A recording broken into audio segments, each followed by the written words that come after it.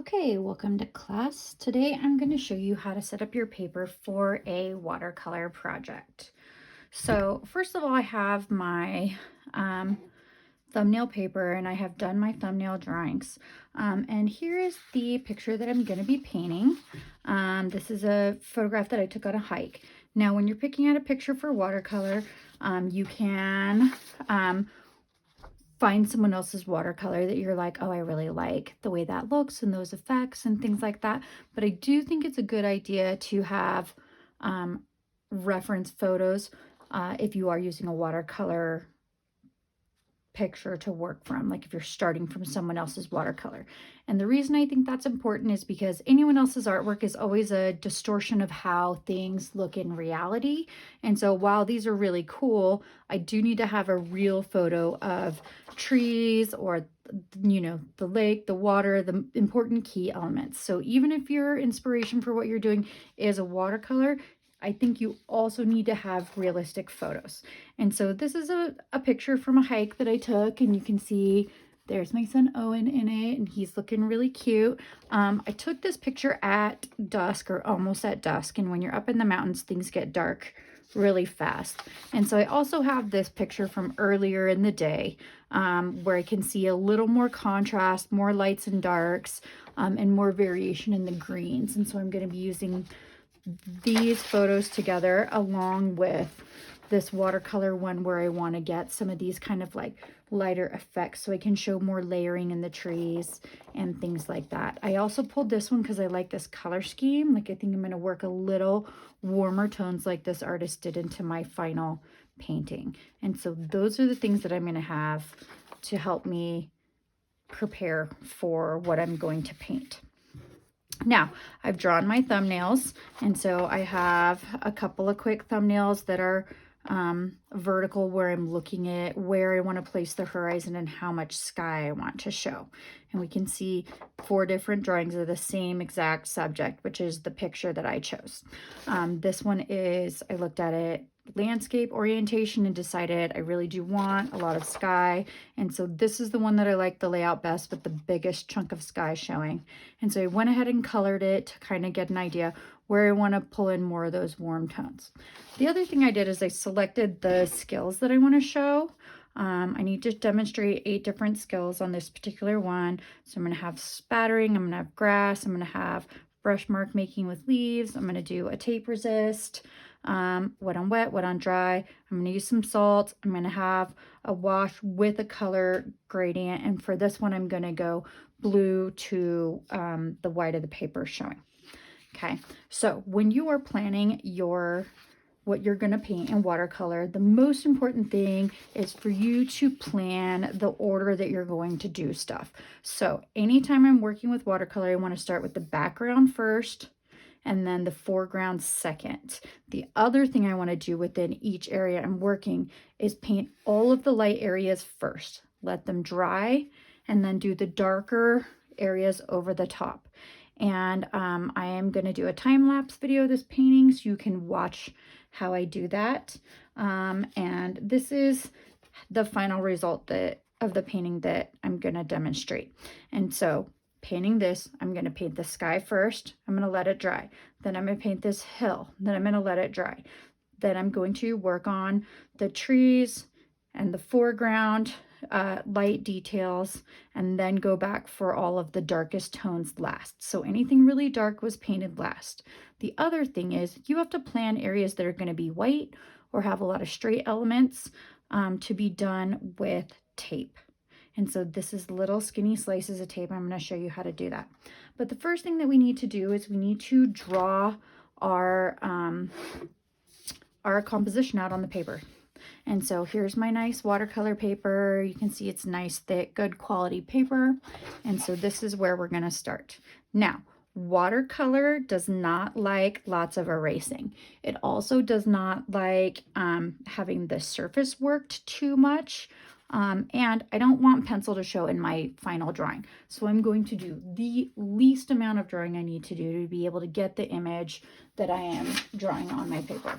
And the first thing I need to start with, obviously, is going to be this little horizon line. Now, I only need it where the ground plane is going to show about right here. So I don't need to draw it all the way across. I'm also going to draw it super light. And so if I look at my composition here, spacing, I'm going to probably want my horizon line somewhere about right there. So I'm just going to kind of compare and be like, that's about where I want it. Now, instead of using a ruler, I'm going to go with a piece of paper, and all I do is line it up to the edge of my watercolor paper so that I know that it's level. And I'm going to just draw my horizon lightly right in the middle where I need it. Now, one of my personal pet peeves in art is art or photographs with horizons that are not parallel to the top and bottom of the page. So just make sure you're not doing that. And so I have my horizon line drawn. I'm going to keep it light. So I have washed my hands really well with tons of soap before starting to work on this because I wanted to make sure my skin doesn't have any natural oils. I'm also always being careful not to stick my fingers in the middle of the paper. I don't want to make anywhere where I have skin oils that are going to resist watercolor because I want the paper to accept the watercolor paint when I use it.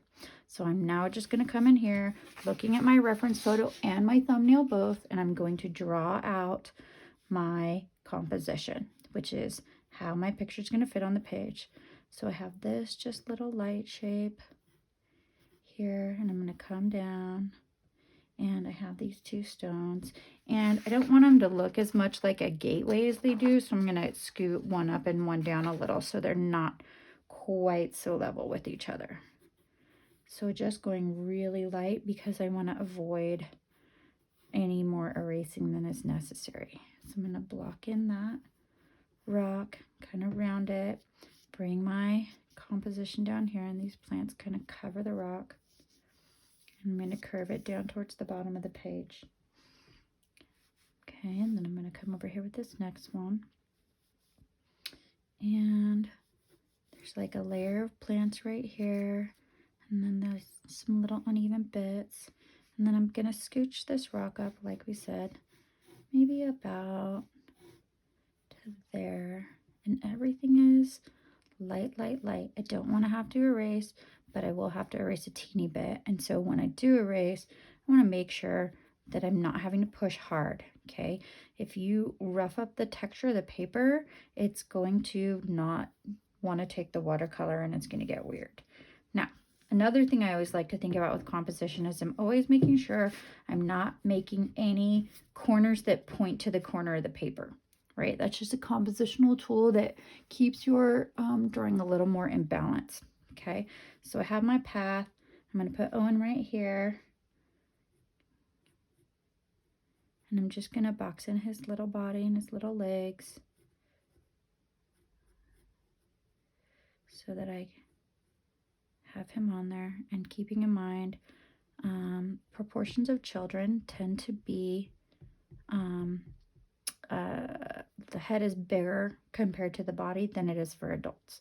And so I just want to kind of try and hit that balance right without doing too much. Now you can see when I am erasing, instead of rubbing back and forth, I'm patting my eraser on the paper so that I'm not making scrapes.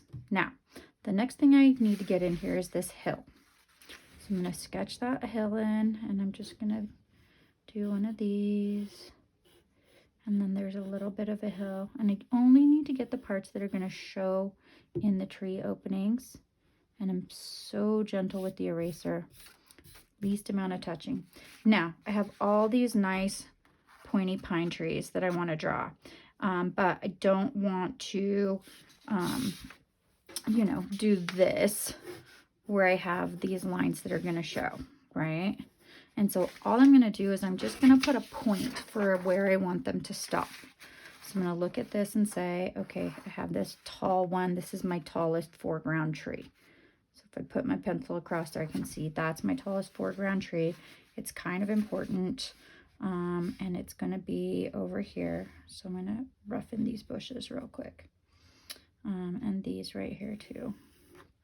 Okay, so I'm going to say that foreground tree is going to be about this tall for that double one, and then I'm going to come down here and just hit some points for the ones that angle down. I have these little twinners right here, so I'm gonna do a couple of marks for those. And they're just off to the side of this opening for the path. And then I have a couple other ones right here that I'm gonna block in.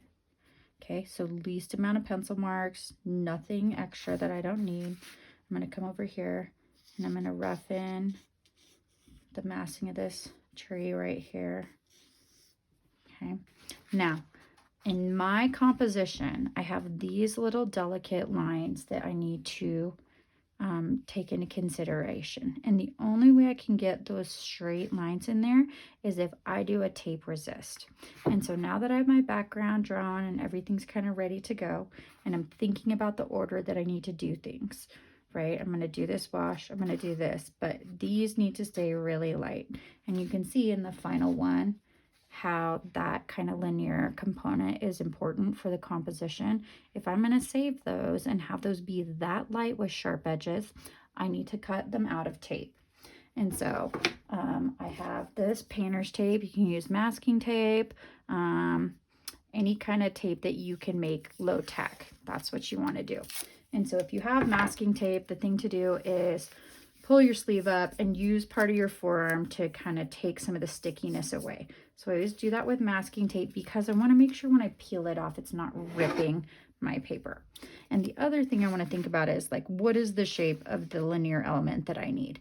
And so these are not perfectly straight. They have a little bit of waviness to the trunks, and it's an aspen grove. And so I know that aspens grow in clusters because the trees are actually stems coming up from a root mass, because they're all one organism together. And so I'm going to come over here with my tape and I'm going to start cutting. Now, the other thing I like is having a little bit of an uneven edge on the bottom too. Makes it look a little more natural. So the thing I'm going to do for my tape is I'm going to get rid of this super straight outside edge. And then I'm going to cut out the thinnest little trunks I can cut out and put on. Okay. And so those need to be fairly straight up and down. Okay, with slight variation, both in thickness and in length of the trees. So I'm gonna do that and get those all nicely on there because I have to have that tape resist for them to show. So some are going to be slightly thick, some are going to be shorter, some are going to be taller. But I do want to make sure I'm getting that grouping. I want to make sure that I have pressed them down enough that they are going to stay in place. I'm going to make one with a little bit more of a jaggedy edge. So I'm going to get that grouping of all those tape components down.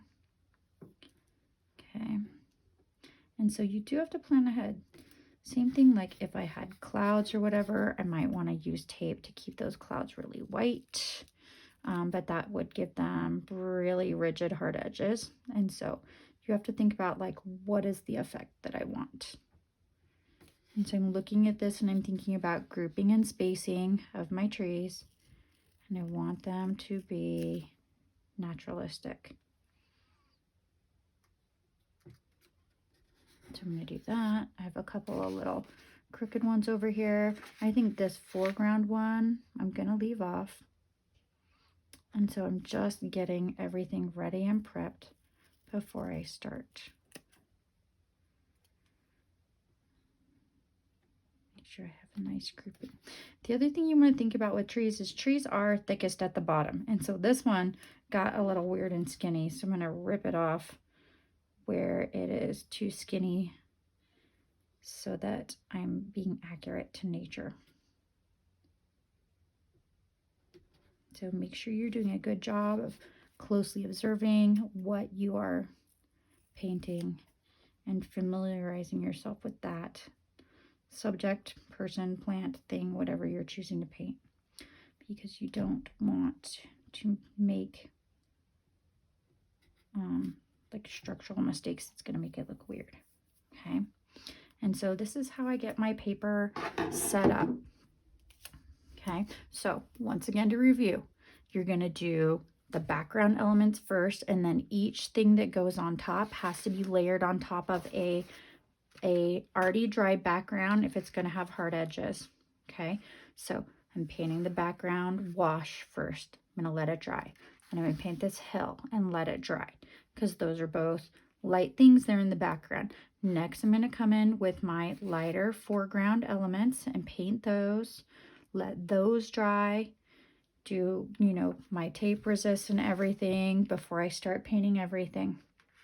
Okay, and so this is what I'm going to show you how to paint in the time lapse. And so go ahead and go to my channel and check that out when you are done getting your paper all set up before you start.